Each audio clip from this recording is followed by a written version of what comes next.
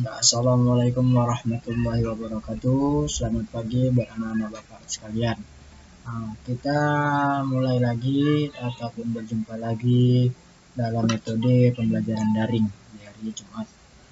Di sini bapak akan menjelaskan dari mata pembelajaran pemeliharaan mesin sepeda motor dengan materi bab 3 yaitu piston dan mekanisme engkol. Di sini Bapak akan sedikit memberikan penjelasan dari bab 3, yaitu yang materi yang pertama, bagian utama pada piston. Sebelum kita memberikan atau mendeskripsikan bagian utama pada piston, kita harus mengetahui dahulu apa itu piston. Di mana di sini piston itu merupakan mesin yang membentuk ruang bakar bersama-sama dengan silinder blok dan silinder head.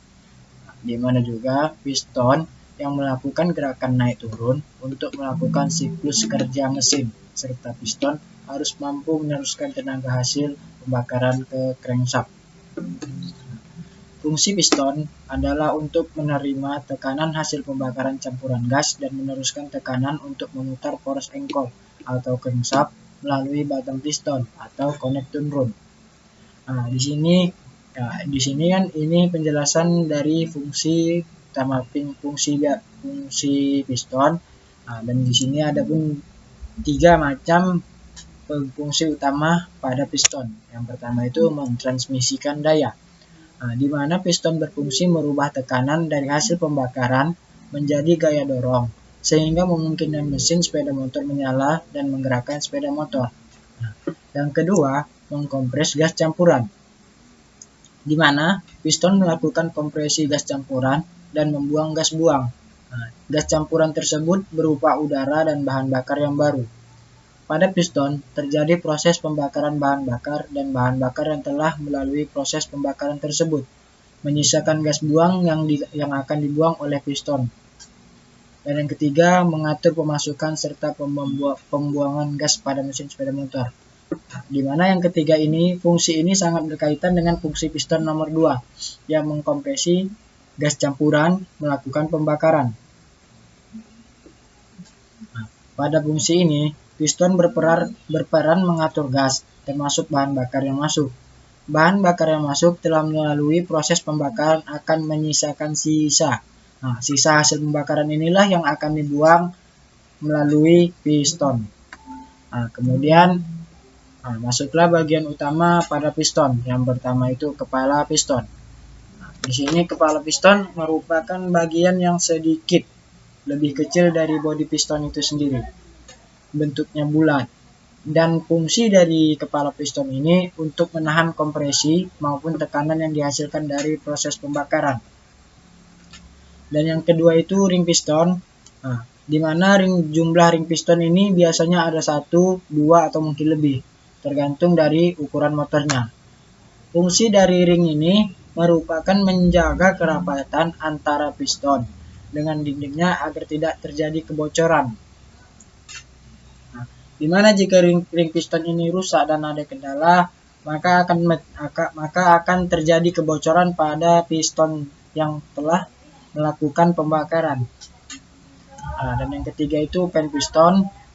Komponen yang satu ini juga bekerja memindahkan tenaga. Umumnya pen piston terbuat dari bahan baja yang berkualitas tinggi agar dapat menahan beban. Adapun fungsi dari pen piston ini sebagai pengikat antara piston dengan batang piston. Ini contoh dari gambar pen piston. Dan yang kedua batang piston. Batang piston berfungsi untuk mengalihkan gerakan bolak-balik piston di dalam ruang silinder ke poros engkol. Dan yang kelima bagian ekor. Yang ini gambar bagian ekornya, ini batang piston.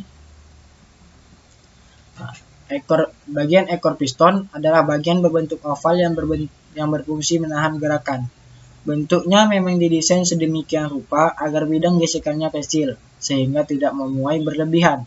Karena jika memuai berlebihan, bisa gerakan piston akan macet. Kemudian yang B, opsen piston. Opsen piston atau piston opsen merupakan konstruksi pada mesin yang menunjukkan bahwa titik tengah dari piston dan titik tengah dari poros engkol tidak segaris. Piston offset tersebut berfungsi untuk memperkecil gaya tekan ke samping dari sisi piston yang menekan silinder.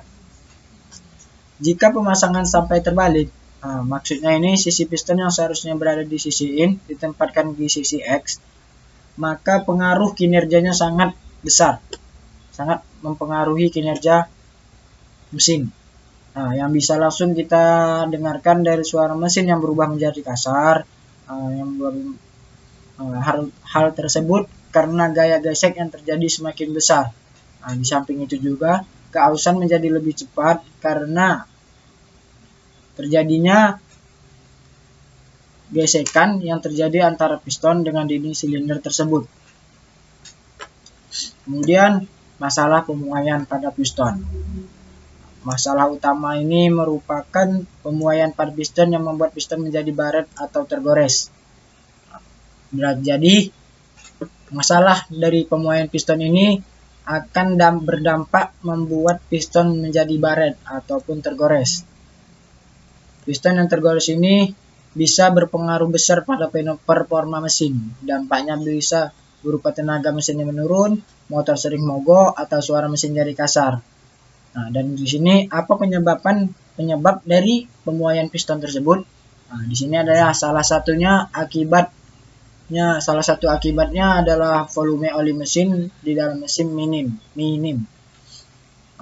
Berarti dampak dari pemuaian piston itu oli yang minim pada ruang lingkup mesin. Karena minimnya oli ataupun tidak adanya pelumasan dari oli mesin membuat ring oli pada piston menjadi aus. Minimnya volume oli mesin berarti lapisan pelindung atau yang dibuat oli itu bisa hilang.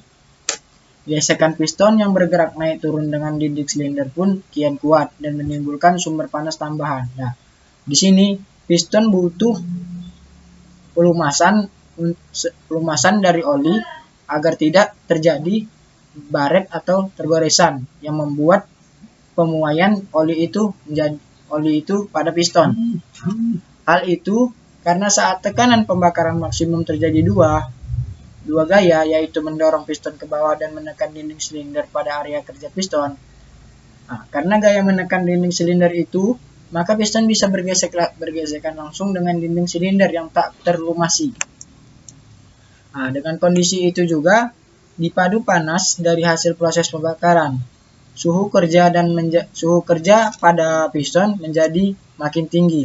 Artinya tingkat pemuaian piston makin besar. Disinilah terjadi gesekan yang membuat dinding piston bisa tergores. Di sini, mungkin sampai di sini saja pembahasan Bapak hari ini. Wabillahi taufiq wa hidayah. Wassalamualaikum warahmatullahi wabarakatuh.